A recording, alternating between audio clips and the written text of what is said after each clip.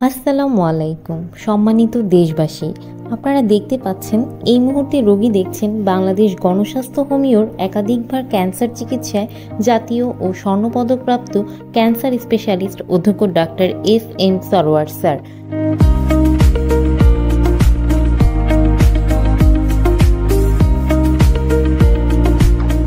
তিনি শনি, রবি ও সোমবার রোগী দেখেন 14 পুরানা পল্টন, ঢাকা 1000 এবং মঙ্গল, বুধ ও বৃহস্পতিবার হবিগঞ্জ সদর শ্মশানঘাট।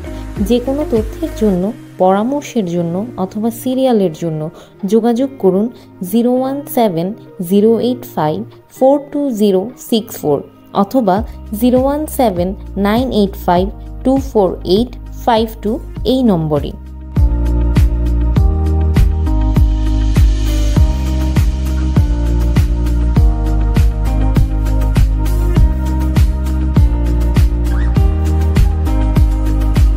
অ্যালোপ্যাথিতে যত বড় বড় ডাক্তার আছেন, আপনি তাদের জিজ্ঞেস করতে পারেন ক্যান্সার কি স্থায়ীভাবে সমাধান সম্ভব? তারা বলবেন না, আমরা সাময়িক চিকিৎসা দিয়ে থাকি, তবে ক্যান্সার হলে মৃত্যু হবে, এটাই স্বাভাবিক। কিন্তু আমাদের ডাক্তার এস.এম. সরওয়ার স্যার বলে থাকেন ক্যান্সার হলে আনসার নেই, এই কথার কোনো ভিত্তি নেই। ক্যান্সার সম্পূর্ণরূপে সুস্থ হয়।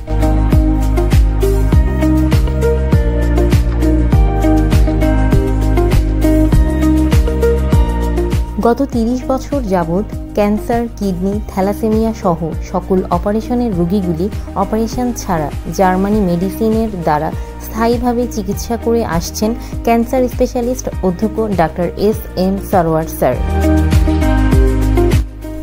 বাংলাদেশ গণস্বাস্থ্য হোমিওর দ্বারা ইতিমধ্যে কয়েক হাজারেরও বেশি রোগী সুস্থ হয়েছেন।